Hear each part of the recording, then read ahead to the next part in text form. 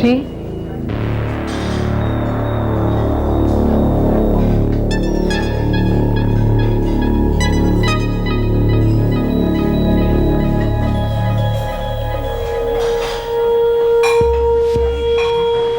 काफी बेसब्र है आप। एक ड्रिंक तो हो जाए मिस्टर, तो बातें, कम से कम इंट्रोडक्शन तो हो जाए।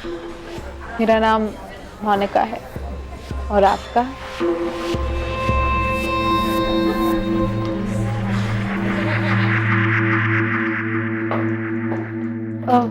मैं मिस्टर राहुल मल्होत्रा की गेस्ट हूँ, रूम नंबर 203। वो मुझे एक्सपेक्ट कर रहे हैं। आपका नाम मैडम? मोनिका। मोनिका क्या? सिर्फ Monika. 1 second, I'll just call him.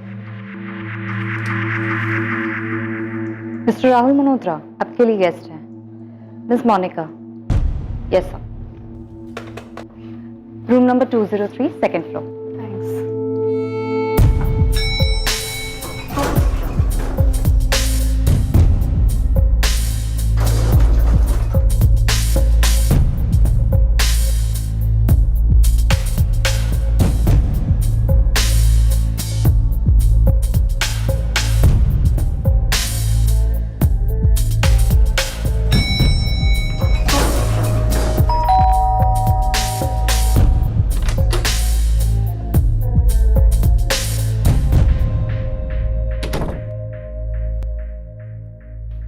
Lalit चल बाय।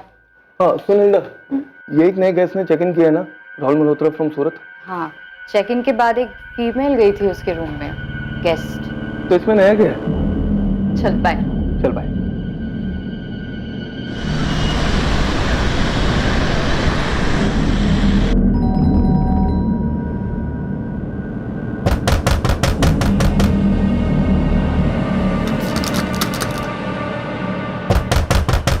क्या हुआ सर? ये दिखने रहा बंटी, तब से दरवाजा नॉक कर रहा हूँ, कोई दरवाजा नहीं खोल रहा है। सर मैं सुबह सफाई के लिए आई थी, बहुत बार बेल बजाई लेकिन किसी ने दरवाजा खोला नहीं। मुझे लगा सो रहे होंगे। लेकिन माला 10 बजे का चेकआउट टाइम था इनका, अब तो 11 बजने को आए हैं। दरवाजा खुल जाना चाहिए था अब तक तो। लगता है कुछ गड़बड़ है, दरवाजा खोल के देखना होगा।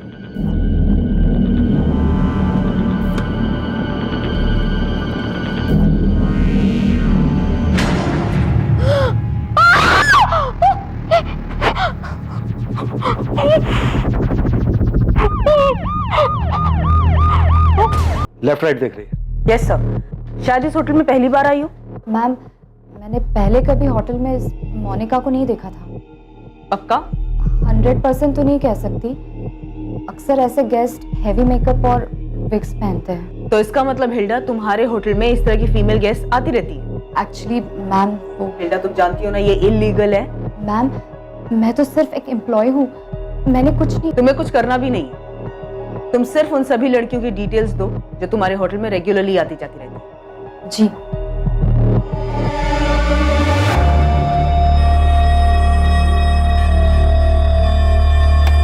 सही आदमी थ्रू आउट नीचे अपने फोन की तरफ देख रहा है, सीसीटीवी अवॉइड कर रहा है। आईडी क्या दी थी इसने रिसेप्शन पे?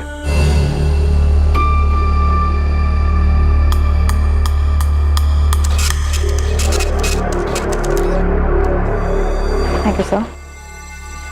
ये साइन कर दीजिए sir. Room number 203 second floor, lift से राइट, सेकेंड रूम है sir. Thanks. Thank you. Booklet driving licence है सर, राहुल मल्होत्रा नाम है लाइसेंस पर, सूरत का एड्रेस है। सर मैंने इस लाइसेंस को वेरीफाई करने के लिए सूरत आरटीओ ऑफिस भेज दिया। होटल से कोई नंबर मिला? सर होटल फॉर्म पे जो नंबर दिया गया है वो नंबर फर्जी है, ऐसा कोई नंबर है ही नहीं। अगर नंबर फर्जी है तो फिर हो सकता है ड्राइविंग लाइसेंस भी फर्जी है।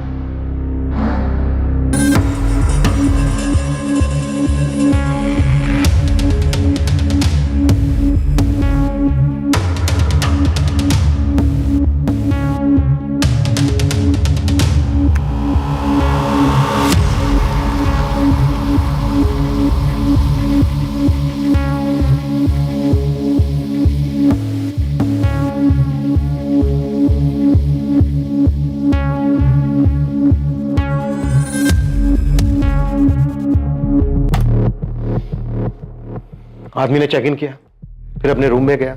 उसके थोड़ी देर बाद वो होटल बार में गया, वहां वो औरत उसे मिली। उसके थोड़ी देर बाद वो वापस अपने रूम में आया और उसके 10 मिनट बाद वो औरत उसके रूम में गई। हाँ सर, और उसके बाद अगले दिन। हाँ मैम, पूरे वक्त नीचे सेलफोन की तरफ देखकर बात कर रहा था। मैडम वाकई में मैंने उसका फेस ठीक से नहीं देखा। ललित, हमने सीसीटीवी फुटेज देखा है और उसमें साफ साफ दिखाई दे रहा है कि तुम्हारे और इस राहुल मल्होत्रा के बीच में बातचीत हुई है। क्या बात हुई थी?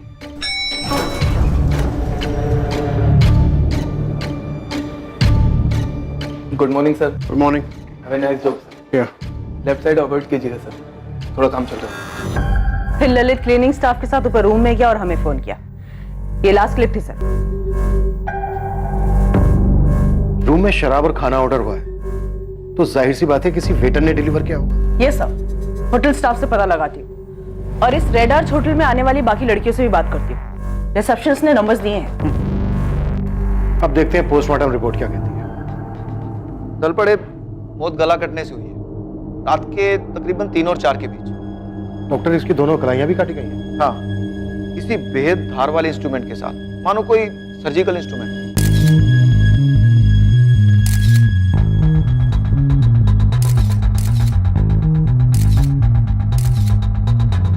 डॉक्टर, क्या कातिल का मेडिकल बैकग्राउंड हो सकता है? पॉसिबल है, पर यह हत्यारा निहायत ही विकृत इंसान है। हत्या के बाद लाश के साथ अननेचुरल सेक्स और कॉन्डम यूज किया गया। विक्टिम शायद एक सेक्स वर्कर रही होगी। मे बी इसकी पहली मीटिंग रही हो। विक्टिम की आंखों पर स्कार्फ, इसके हाथों में हथकड़ी, शायद किलर खुद लाया था। क्या ये भी हो सकता है कि ये सेक्स वर्कर ये सब खुद अपने साथ लाई अपने क्लाइंट की अजीबोगरीब डिमांड पूरी करने के लिए? जैसा भी हो, पर आपका मुजरिम एक पढ़ा लिखा मेडिकल बैकग्राउंड वाला शातिर और विकृत साइकोपैथ मालूम होता है।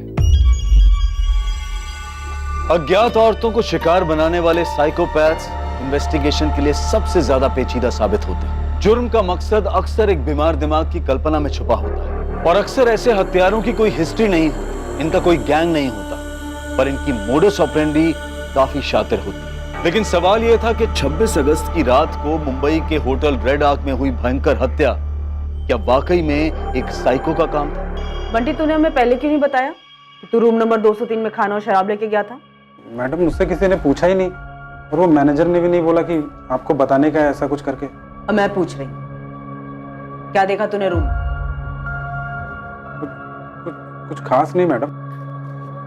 एक लड़की का मर्डर हुआ है, सब खास है, बोल। 2 प्लेट बिरयानी, 1 विस्की की बोतल और 1 सोडा मंगवाया था साहब ने।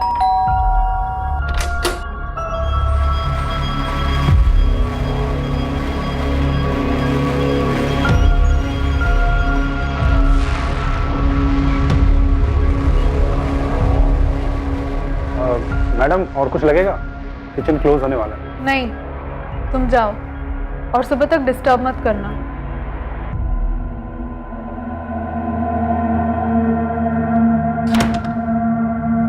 सुना तुमने? जी मैडम।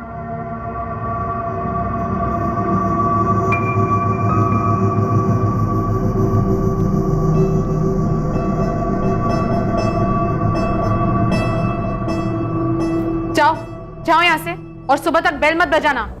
उस मैडम ने मुझे 200 रुपए टिप दिए और बोला कुछ चाहिए होगा तो बताएंगी। फिर मुझे गुड नाइट बोला, फिर मैंने भी उनको गुड नाइट बोला और वहां से निकल गया। तूने उस आदमी का चेहरा नहीं देखा? बिल्कुल नहीं देखा? ध्यान ही नहीं दिया मैडम।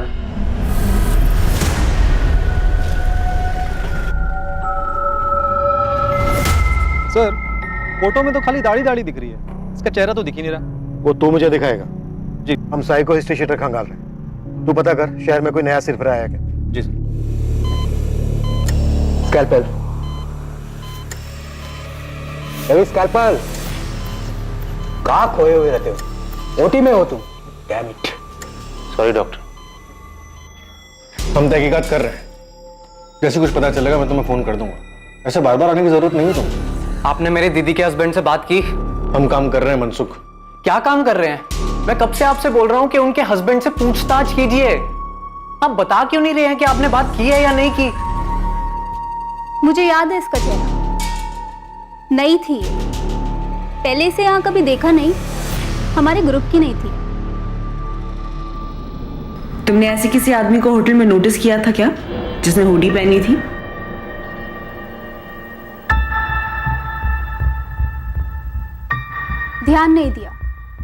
वैसे भी हमारे लिए तो सारे आदमी इस तस्वीर की तरह होते हैं, एकदम धुंधले। मैं इतना कह सकती हूँ कि वो लड़की नई थी इस लाइन में। छोटी ड्रेस पहन के टांगे कौन छुपाता है?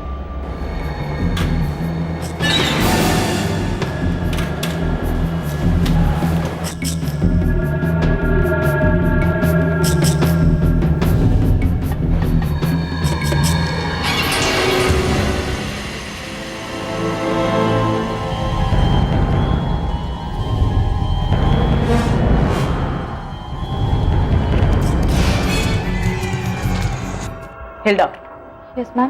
क्या कोई ऐसी बात है जो तुम लोगों ने हमें ना बताई हो? नो मैम, ऐसी कोई बात नहीं है। तो फिर ये कैसे नहीं बताया कि रात को उस राहुल और मोनिका ने अपने रूम में खाना और शराब मंगाई थी? मैं ड्यूटी पर नहीं थी ना मैम। तुम लोग करते रहो मेरी ड्यूटी और उसकी ड्यूटी, पर हम लोग अपनी ड्यूटी करेंगे और तुम सबको चार्जशीट में घसीटेंगे। उसके बाद तुम सबकी वाट लगेगी, समझी?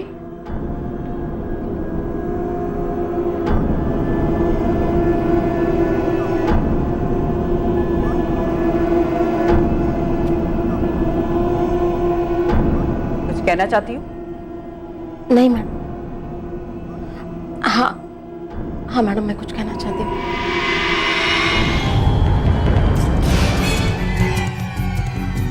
पुलिस अभी केस के सारे एंगल्स खंगालने में लगी हुई थी और इसी बीच जब तक वो अपने मेन सस्पेक्ट बंटी तक पहुंचे वो फरार हो चुका था।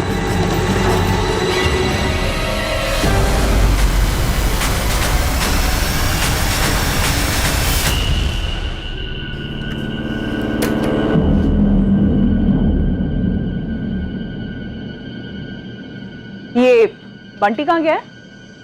मालूम नहीं मैडम, एक बैग भर के गया है कुछ 20 मिनट पहले। क्यों, क्या हुआ मैडम?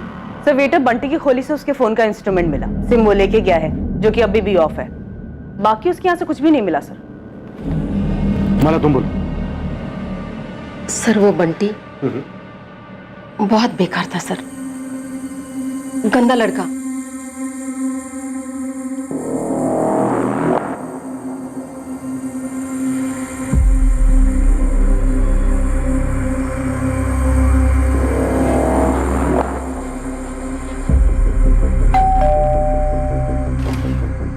मैडम डिनर ले आओ।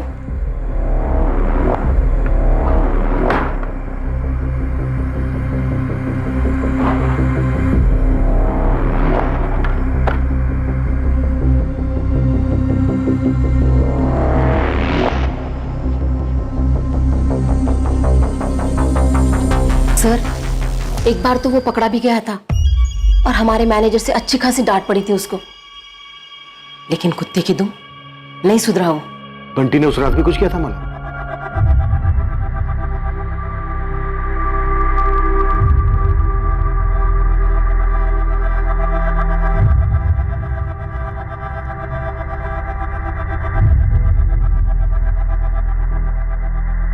ए बंटी, तू फिर से ये बदी हरकतें कर रहा है? ए, तेरी वीडियो तो नहीं उतारी ना बुड्ढी? चल निकल यहाँ से, हवा रहे थोड़ी। और सुन, अगर किसी से शिकायत की ना तो किसी दिन काट डालूंगा। चल निकल।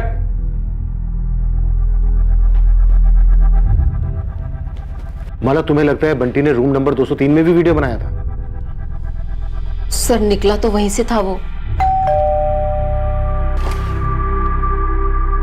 Madam dinner. सर, जब मैंने बंटी से क्वेश्चन किया तो जाहिर सी बात है उसने नहीं बताया अपनी इस लत के बारे में, और शायद कल रात को जब मैं माला से बात कर रही थी होटल में तब उसने देख लिया हो और भाग निकला। और तुम कह रही हो कि होटल वालों के पास उसका सही एड्रेस तक नहीं है? यस सर, नहीं है। यहाँ वहां से पूछ के मैंने उसका एड्रेस निकलवाया, तब तक काफी देर हो गई। दोनों रिसेप्शनिस्ट, मैनेजर, सारा स्टाफ सबकी जम के क्लास लेंगे। होटल चला रहे हैं, मजाक कर रहे हैं क्या? फिर मिले हुए हैं सबके सब? रेड आर्क होटल के पूरे स्टाफ से कड़ी पूछताछ की गई, पर किसी भी स्टाफ के पास वेटर बंटी की कोई जानकारी नहीं मिल पाई। रेड आर्क होटल में वेश्यावृत्ति करने वाली सारी लड़कियों से भी पूछताछ हुई। ना कोई विक्टिम के बारे में कुछ जानता था और ना कातिल के बारे में। शहर के उन तमाम हिस्ट्री शीटर्स को भी खंगाला गया जिन्होंने अतीत में अज्ञात औरतों पर, खासकर सेक्स वर्कर्स पर हमले किए थे। साथ ही पुलिस के खबरी अपने पिटारों से हर मुमकिन पैतरा अपना रहे थे बेनाम विक्टिम, बेनाम हत्यारा और भागे हुए वेटर बंटी पर कोई भी लीड पाने के लिए। पर इस केस पर किसी भी तरह की कोई लीड नहीं मिल पा रही थी और कत्ल को पूरा 1 महीना बीत चुका था। और दूसरी ओर मुंबई से 300 किलोमीटर दूर सूरत में इस केस की अहम कड़ियां बिखरी पड़ी थी।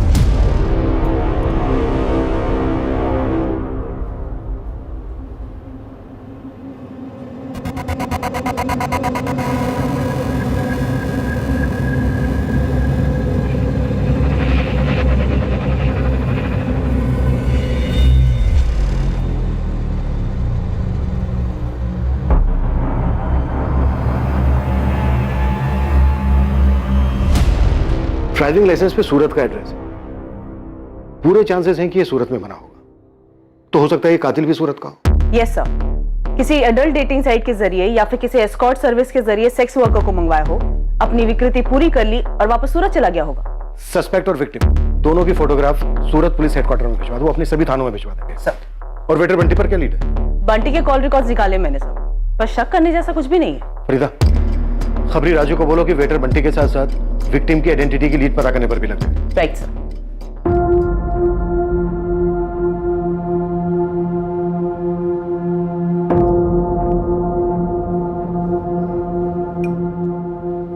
पूरा 1 महीना हो गया मनसुख, पुलिस तेरी दीदी का पता नहीं लगा पाई है। पुलिस कह रही है कि प्रफुल्ल जीजा जी से पूछताछ की।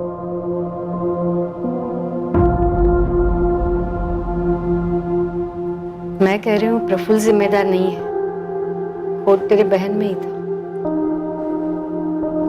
तूने बाकी सब कुछ पुलिस को बता दिया? वो बहुत पहले का था मम्मी।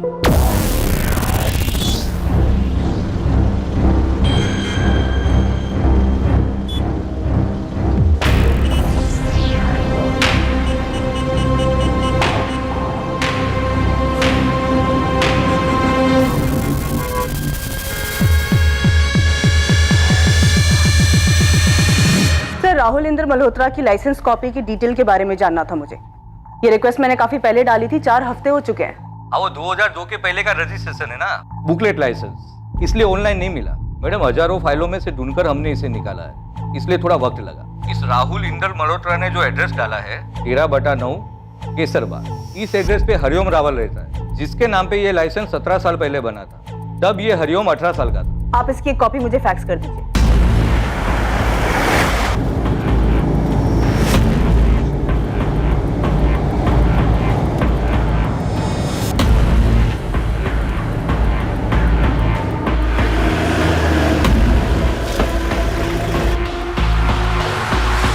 नमस्ते मैडम, मैं मन्नू। वो राजू खबरी ने आपकी हेल्प करने के लिए भेजा है। राजू ने पूरा केस समझा दिया ना? हाँ madam, A to Z। Madam, ये दाढ़ी वाले की फोटो मैंने मेरे लड़के लोग में बांट दी है। चल आजा, बैठ जा, आजा। उस दाढ़ी वाले का नकली एड्रेस मिल गया है, केसरबाग पास में ही है सर। भाई साहब, आगे से एक लेफ्ट आएगा, वहां से सीधा सीधा।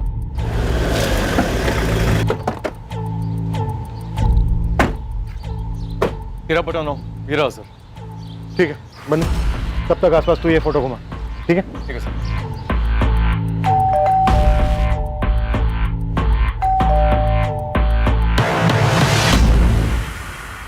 जी, हरिओम रावल।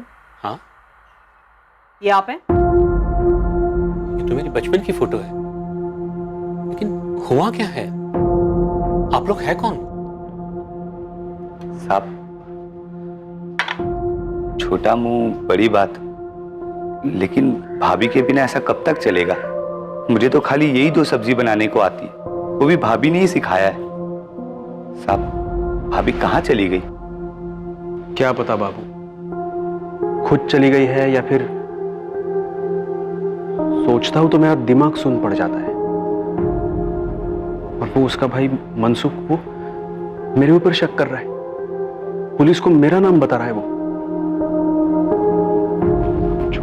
ये ले जाओ, मैं दुकान जा रहा हूं।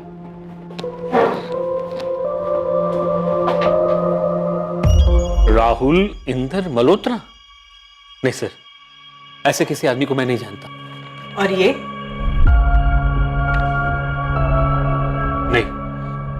नहीं मैम, नहीं जानता हूं मैडम इसे। वैसे ये तस्वीर इतनी साफ भी नहीं कि मैं अच्छी तरह पहचान सकूं इसे। हरिओम, अच्छे से याद करके बताओ, आपने अपना ड्राइविंग लाइसेंस किसी के हाथ में दिया? किसी बैंक में, किसी हॉस्पिटल में या फिर किसी फॉर्म के साथ? नहीं सर। सर वैसे ये इंदर मल्होत्रा है कौन जिसने मेरे लाइसेंस से फर्जी लाइसेंस बनवाया? ये वही है जिसने मुंबई में एक बहुत ही क्रूरता से हत्या की। क्या?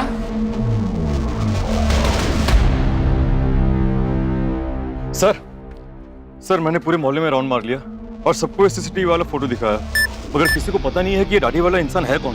फोटो भी तो ऐसी ही है। सर, सूरत पुलिस के न्यू मार्केट थाने से मैसेज आया है। एक औरत की मिसिंग कंप्लेंट दर्ज हुई थी।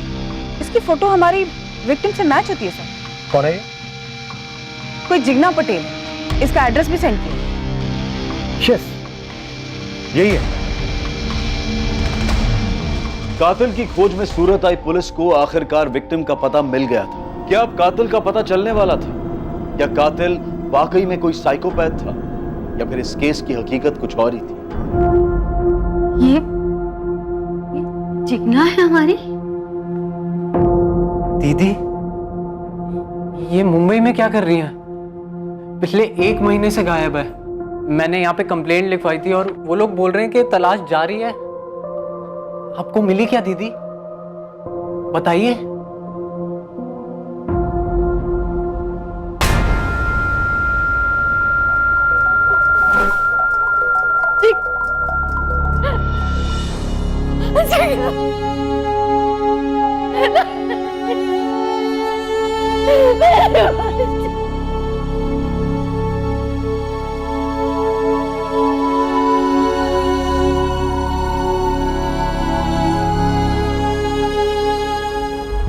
अगस्त की रात तुम कहां थे? यही था सर, सूरत पे अपने घर में। मनसुख का कहना है कि 2 महीने पहले, यानी कत्ल के 1 महीना पहले, जिग्ना तुम्हारे साथ लड़के अपने मैके चली गई थी। झगड़ा किस बात पे हुआ था? शादी के बाद पहले 2-3 महीने सब ठीक चल रहा था, लेकिन अचानक से जिग्ना बदल सी गई थी।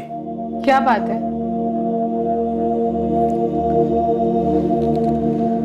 तुम ही बताओ जिग्ना, क्या बात है? इस वक्त क्या चल रहा है तुम्हारे दिमाग में? बिना सोच के बताओ तुरंत। मैं ये सोच रही थी, तुम मुझे ऐसे घूर क्यों रहे हो?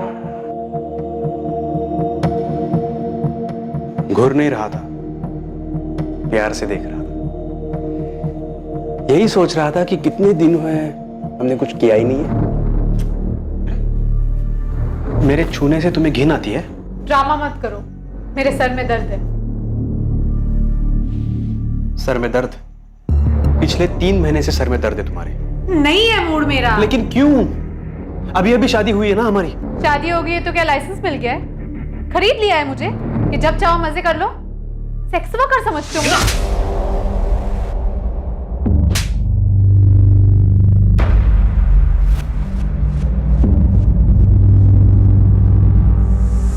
मुझे उस पर हाथ नहीं उठाना चाहिए था।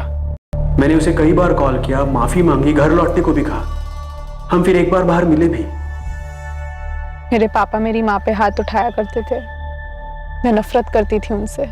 मैं फिर कभी हाथ नहीं उठाऊंगा, हाथ जोड़ता हूं Jigna. I am sorry. Please घर लौट आओ। देखो, हम सब नए सिरे से शुरू करेंगे। लेकिन उससे पहले मुझे तुमसे एक जरूरी बात कहनी है। तो घर आके भी कह सकती हो ना। आज ही लौट आओ प्लीज। नहीं, मुझे थोड़ा वक्त चाहिए, और सही वक्त आने पर मैं तुम्हें वो बात भी बताऊंगी। जिग्ना ने तुमसे कहा कि उसे तुमसे कोई जरूरी बात कहनी है। क्या बात थी वो जो वो तुमसे कहना चाहती थी? वो बात कभी हुई नहीं सर। उस दिन वो हमारी आखिरी मुलाकात थी। फिर 28 अगस्त को मनसुख का मुझे कॉल आया। बोल मनसुख। नहीं, तेरी दीदी तो घर नहीं आई। बात क्या है? क्या? परसों जिग्ना ये कहकर गई थी कि वो मेरे घर आ रही है। जिग्ना का भाई मनसुख तो यही कह रहा है। ऐसे कैसे हो सकता है सर? उसने मुझे फोन तक नहीं किया। सर, जब दीदी इनसे लड़कर आई थी तो घर में काफी हंगामा हुआ था। अरे एक थप्पड़ मारा तो कौन सा पहाड़ टूट पड़ा? ये तुम कह रही हो मम्मी? पूरी जिंदगी पिटने के बाद? बकवास मत कर। वो तेरे और मेरे पापा के बीच की बात, समझी? कम से कम तेरे जैसे मुंह तो काला नहीं किया ना। मैंने कुछ गलत नहीं किया है रवि के साथ। तो क्या रवि के बारे में प्रफुल्ल को बताया या मैं बताऊं? अरे नहीं मम्मी, तुम क्यों बीच में पड़ रही हो? प्रफुल्ल जीजा जी को दीदी पे हाथ नहीं उठाना चाहिए था। दीदी ने कुछ गलत नहीं किया है। गलत किया है। शादी के पहले ही रवि के बारे में प्रफुल्ल को बताना चाहिए था, और अब तो बताना ही चाहिए जब वो लौट आया। ये रवि कौन है? वो सर, शादी से काफी पहले की बात थी। दीदी इस रवि को लेकर सीरियस थी और बाद में उनका ब्रेकअप हो गया था। क्या जिग्ना ने मुझे कुछ बताया क्यों नहीं, और ना ही तुम लोगों ने? बताने वाली बात ही नहीं थी। लेकिन तुमने अभी भी बताया कि तुम्हारी माँ ने कहा था कि रवि लौट आया है। तो क्या रवि और जिग्ना फिर से मिलने लगे थे? नहीं सर, ऐसा कुछ नहीं था। कहाँ रहता है रवि और काम क्या करता है? हाँ, मैं वेट कर रही हूँ। मुझे एग्जैक्ट फ्लाइट की डिटेल्स निकाल के दो। ये रवि नर्स है? जी सर, मेल नर्स है, ऐसा दीदी ने बताया था। और वो डॉक्टर्स को सर्जरी वगैरह में असिस्ट करता है। कहाँ काम करता है रवि? इसका कोई घर का एड्रेस है? एड्रेस तो नहीं मालूम, लेकिन दीदी ने बताया था कि LNC हॉस्पिटल में काम करता है। लेकिन सर मुझे ये समझ में नहीं आ रहा है कि मेरी वाइफ मुंबई कैसे पहुंची, और ये सब हुलिया। सर ये सब क्या चल रहा था? सर 26 अगस्त शाम 7 बजे जिग्ना फ्लाइट नंबर AS201 से मुंबई गई थी। एयरलाइन ने बुकिंग डिटेल भेजी है। सर लेकिन मुझे कुछ नहीं बताया था जिग्ना ने मुंबई के बारे में। और हमें दीदी ने बोला था कि वो अपने घर वापस प्रफुल्ल के पास जा रही हैं। कहाँ जा रही हो दीदी? मैं वापस अपने घर जा रही हूँ। मेरी प्रफुल्ल के साथ सुलह हो गई है। इससे अच्छी खबर तो सालों में नहीं सुनी मैंने। बाकी का सामान मनसूख के हाथ भिजवा दूं? नहीं, 2-3 दिन बाद मैं खुद आकर लेके जाऊंगी। चलती हूँ, बाय। और एयरपोर्ट से सीधा रेड आर्च होटल पहुंची होगी। पर सवाल यह है कि क्यों, और वो भी एक एस्कॉर्ट के रूप में। माजरा क्या है?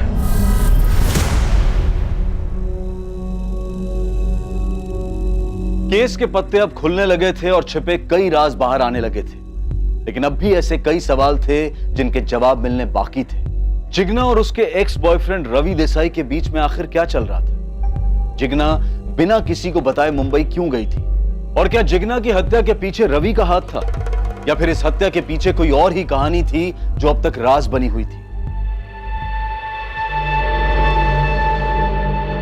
क्या बकवास कर रहे हैं? मैं जिग्ना को क्यों मारूंगा? प्यार करता था उससे। सुबह 8 बजे इसने एक सर्जरी करनी थी और सुबह 4 बजे ही हमें घर कमरे ठेके से। मैं अपनी शिफ्ट कैंसिल करने वाला था।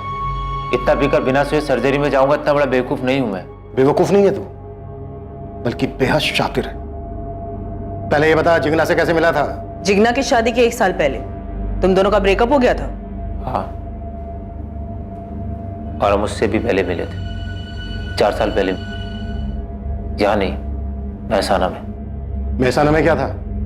जिग्ना अपने मम्मी की नी रिप्लेसमेंट सर्जरी कराने आई थी। वो लोग वहीं रहते थे, मैं भी वहीं रहता था।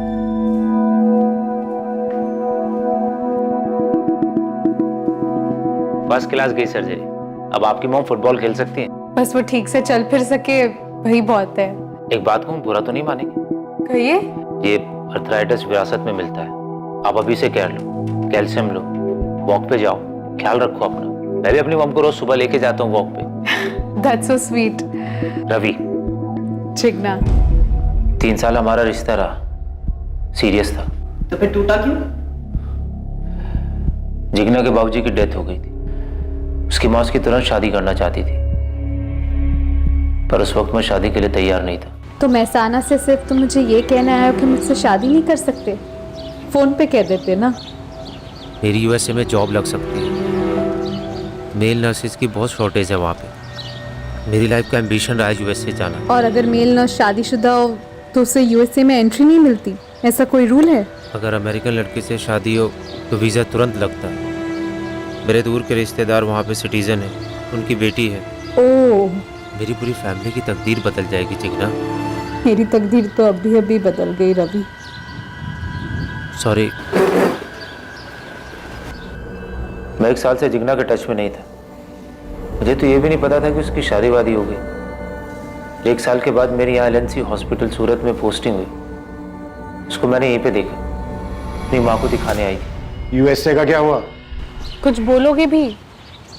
जैसे तैसे करके US पहुंच तो गया, लेकिन मेरी क्वालिफिकेशन के हिसाब से मेरी जॉब नहीं लग रही थी और पिंकी के साथ भी कुछ जम नहीं रहा था, इसलिए यहाँ वापस आना पड़ा। ओह सॉरी, वैसे मैं हैप्पीली मैरिड हूँ। लेकिन ये बात मुझसे हजम ही नहीं हुई। और तुम दोनों का फिर से अफेयर शुरू हो गया? नहीं, मैं पीने लगा। तुमने दिन में पी रखी है रवि, क्या कर रहे हो? जो जॉब यहाँ सूरत LNC में लगी है ना, वो भी छूट जाएगी। सबसे तुम छूट गए हो ना, सब छूट गया। मुझे सुसाइड के अलावा और कोई रास्ता नहीं सूझता। थप्पड़ खाओगे, फालतू बात मत करो, संभालो अपने आप को, अपनी फैमिली के बारे में सोचो, पीना छोड़ो और किसी अच्छी लड़की से शादी कर लो, समझे? इतना ही हुआ था हमारे बीच। नहीं, जिग्ना मुंबई गई, तू मुंबई गया? जी नहीं, मैं मुंबई नहीं गया था। तो फिर 26 अगस्त की रात को तू कहां था, किसके साथ था? 26 अगस्त कहां था?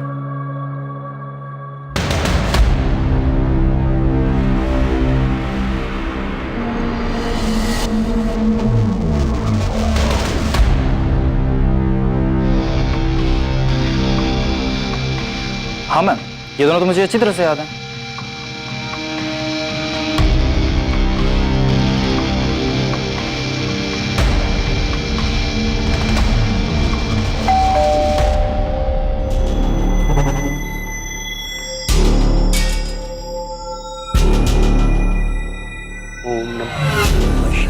बाबा, बोलो बेटा। मुझे आपको कुछ बताना है। अरे सब मारना नहीं साहब, सब मारना नहीं साहब, सब उस औरत के मर्डर मेरा कोई हाथ नहीं है साहब। तब फिर तेरे पैर क्यों भाग खड़े हुए राजा? मुंबई से डायरेक्ट कोंकण, ऐसे ही टाइम पास के लिए। और क्या क्या करता है तू टाइम पास के लिए? कुछ नहीं साहब। याद आया कुछ? कहां था 26 अगस्त की रात को? सर बस मुझे इतना याद है, मैंने बहुत ज्यादा पी ली थी, इसके अलावा मुझे कुछ याद नहीं है। गलत। उस रात तूने जिग्ना को मुंबई भेजा बाय फ्लाइट, तो खुद भी गया बाय रोड। फिर मुंबई के मलाड एरिया के रेड आर्च होटल में गए तुम दोनों। उस होटल के रूम नंबर 203 में तूने जिग्ना का मर्डर किया, फिर उसकी लाश के साथ रेप किया।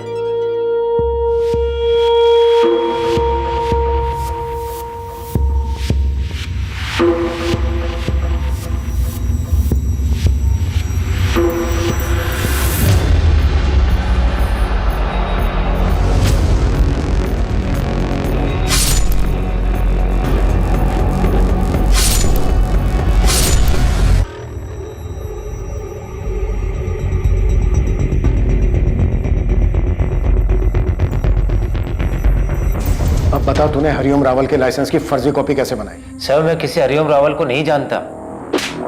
तूने मेरे ड्राइविंग लाइसेंस की फर्जी कॉपी बनाई? क्यों? मुझे आपकी गाड़ी ले जानी थी घुमाने। बोल, किसने की थी मदद तेरी? किसी ने नहीं। इस जिग्ना का मुंबई में एस्कॉर्ट बनने का क्या माजरा था? तू उसे धंधे पे बैठाने की सोच रहा था? जिग्ना मुंबई क्यों आई थी उस हुलिये में? यही तो मैं आपसे पूछना चाहता हूं, क्यों? वो भी मेरे साथ रूम में। आप लोगों ने होमवर्क ठीक नहीं किया है, पता नहीं उसके और मेरी आखिरी मुलाकात में क्या हुआ था। रवि, ये हमारी आखिरी मीटिंग है, मैं अब तुमसे नहीं मिलूंगी। मेरी मैरिड लाइफ अफेक्ट हो रही है। एक दोस्त होने के नाते मुझे जो करना चाहिए था मैंने किया तुम्हें सहारा देकर। अब तुम खुद संभालो। All the best. नहीं नहीं, देखो तुम्हें अपनी मैरिड लाइफ डिस्टर्ब करने की जरूरत नहीं है, बस मुझे छोड़ के मत जाओ। हम पुरानी इक्वेशन मेंटेन कर सकते हैं। इतनी जोर से मारा था, सोचा नहीं था किसी लड़की में इतनी ताकत हो सकती है। बहुत होती है मिस्टर। अच्छा ये बताओ, और कुछ हुआ था उस दिन? एक और आदमी था जो उन दोनों पर नजर रखे हुए था, अभी याद आया। कौन आदमी?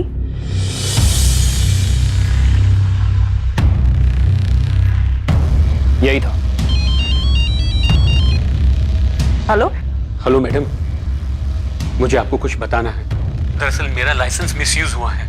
मेरे अपने बेटे ने मेरी लाइसेंस की कॉपी बनाई थी फर्जी, जाली लाइसेंस बनाने के लिए। कहां से बनवाई थी? उसकी स्कूल के पास कोई दुकान है, प्रफुल्ल स्टेशनरी। सब मार में साहब, मैं सब सच बताता हूँ साहब। सब बता, क्या हुआ तो उस रात को? ये क्या कह रहे हो सर से? वो साहब, इस बंटी ने कत्ल की रात 203 का वीडियो बनाया था मेरे हाथ में इस वक्त।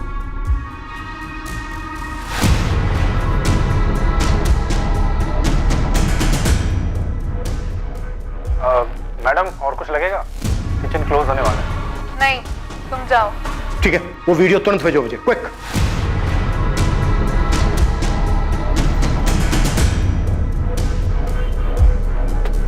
मैडम स्कैल्पेल तो ये भी बेचता है। प्रफुल्ल पटेल, तुम बच्चों की किताबें बेचने के अलावा फोटोकॉपी भी करते हो, बायोलॉजी बॉक्स भी बेचते हो जिसमें स्कैल्पेल भी होता है। बाबू सच बोल, तेरी मालकिन का भयंकर तरीके से मर्डर हुआ है। ये देख। साहब, मैंने आपसे झूठ बोला कि उस रात प्रफुल्ल साहब घर पर ही थे। दरअसल शाम को वो बैग पैक करके कहीं निकल गए और अगले दिन सुबह लौटे। नमस्ते साहब। बाबू, किसी ने फोन किया था, पूछा मेरे बारे में? नहीं तो साहब। मेरे लिए नहाने का पानी गर्म करो। हाँ ठीक है सर। नहीं, तुम जाओ और सुबह तक डिस्टर्ब मत करना।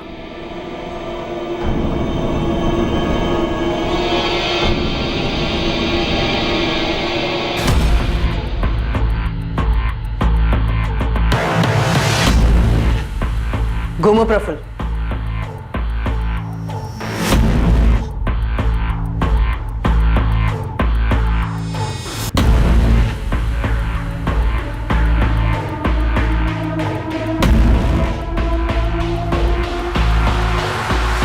प्रफुल्ल पटेल, सारे सीसीटीवी कैमरास को पीठ दिखा के तूने हमें धोखा दिया। अब देख, तेरी पीठ ने तुझे पकड़वा दिया। मैं रवि के बारे में सब जानता था सर। मैं एक अरसे से पीछा कर रहा था जिग्ना का। प्रफुल्ल, मैं मानती हूँ मेरी गलती है, मुझे तुम्हें पहले ही बता देना चाहिए था, लेकिन मैं उसे पूरी तरीके से भुला चुकी हूँ। वो मेरे लिए एक याद तक नहीं बना। देखो, मैं अब तुमसे और सिर्फ तुमसे प्यार करती हूँ। और सेक्स सिर्फ उससे करती हो? नहीं। जब रिश्ता था तुम्हारा, सेक्स होता था ना? सीरियस रिलेशन था, और हाँ, सेक्स भी होता था। जिग्ना, तुम पहली औरत हो मेरी लाइफ में। मेरे लिए सब कुछ तुम ही थी। अब भी हो प्रफुल्ल। तुमने जो देखा वो कुछ भी नहीं था। अब कैसे समझाऊं तुम्हें? रवि अचानक से मेरी लाइफ में वापस लौट आया, लेकिन हमारे बीच में ऐसा कुछ भी नहीं है। झूठ बोल रही हो तुम जिग्ना। उसके बाद मैंने उसे फोन पे बहुत पटाया, माफी मांगी, तब जाके वो मुझसे मिलने आई। प्रफुल्ल, मैं चाहती हूँ हम दोनों सब कुछ भुलाकर एक नए सिरे से शुरू करें, और तुम मुझ पर कभी हाथ नहीं उठाओगे, और रवि को लेकर कोई सवाल जवाब नहीं करोगे। नहीं करूंगा, प्रॉमिस। जिग्ना, मैं भी नए सिरे से हमारा रिश्ता शुरू करना चाहता हूं, लेकिन मेरी एक छोटी सी विश है जो तुम्हें पूरी करनी होगी। क्या? देखो, मुझे लगता है कि हम दोनों के बीच में, खासकर बेडरूम में, काफी टेंशन सा रहा है। आज के बाद ऐसा कभी नहीं होगा, आई प्रॉमिस। जिग्ना, मुझे मेरी एक सीक्रेट फैंटेसी पूरी करनी है। कोई सुनेगा तो गलत लगेगा, लेकिन ऐसी कौन सी फैंटेसी है? मैं भी तो सुनूं। मुझे रोल प्ले करना है। कैसा रोल प्ले? जैसा हम दोनों किसी अलग शहर में अजनबी बन के मिले, तुम ग्लैमरस कॉल गर्ल हो और मैं स्टाइलिश क्लाइंट। लगता है मेरी गैर हाजिरी में तुम्हारा दिमाग कुछ ज्यादा ही चल रहा है। जिग्ना, प्लीज, मुझे सिर्फ ये एक फैंटेसी पूरी करनी है। देखो, एक बार हमारी फैमिली शुरू हो जाएगी ना, तो ये सब हो नहीं पाएगा। प्लीज ना मत करो, प्लीज। प्रफुल्ल, मैं प्यार करती हूँ तुमसे, और अगर तुम्हें इससे खुशी मिलेगी तो व्हाई नॉट। हम प्यार करने वाले पति पत्नी हैं, हमारे बीच में सब जायज है।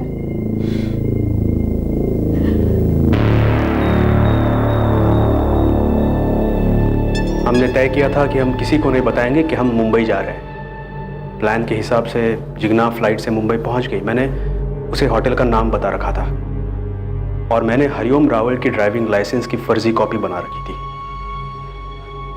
जिग्ना फ्लाइट से पहले पहुंच गई और मैं बाय रोड राहुल मल्होत्रा बनकर पहुंचा। राहुल मल्होत्रा ने होटल रेड आर्च में अपनी आईडी दिखाकर रूम नंबर 203 बुक किया और होटल के बार में राहुल टॉप की कॉल गर्ल मोनिका से मिला। डील हुई पूरी रात की। रूम में भी बड़ी चालाकी से राहुल ने अपना चेहरा छुपाया।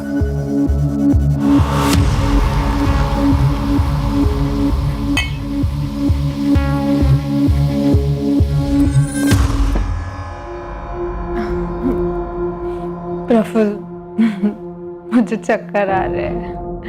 अब ये रोल प्ले बंद करते हैं ना प्लीज, और आगे कुछ करते हैं।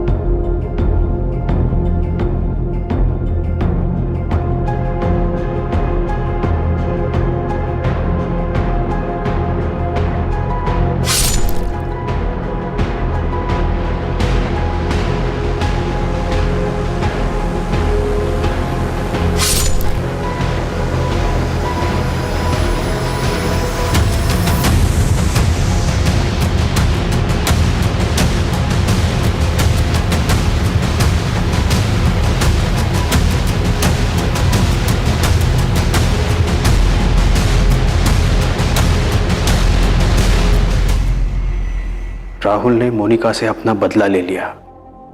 रोल प्ले का दी एंड हो गया। उसकी बेवफाई की सजा उसे मिली। फिर सीसीटीवी से बचते हुए राहुल मुंबई से सूरत लौट आया बाय रोड, और फिर से राहुल प्रफुल्ल पटेल बन गया।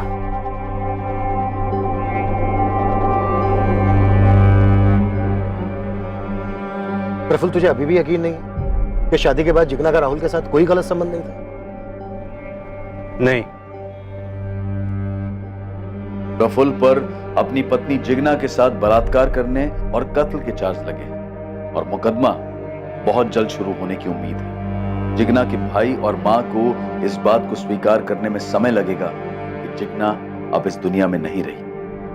और दूसरी तरफ रवि अपनी जिंदगी को यादों के शिकंजे से छुड़ाकर पटरी पर लाने की कोशिश में, साथ ही वो अपनी शराब की लत को छुड़वाने का इलाज करवा रहा है। पर शक की लत का कोई इलाज नहीं। इससे बचने का शायद सबसे अच्छा तरीका यही है कि इस भयंकर रोग को अपने दिमाग में घर बनाने ही ना दिया जाए। लेकिन कहना जितना आसान है, करना उतना ही मुश्किल है।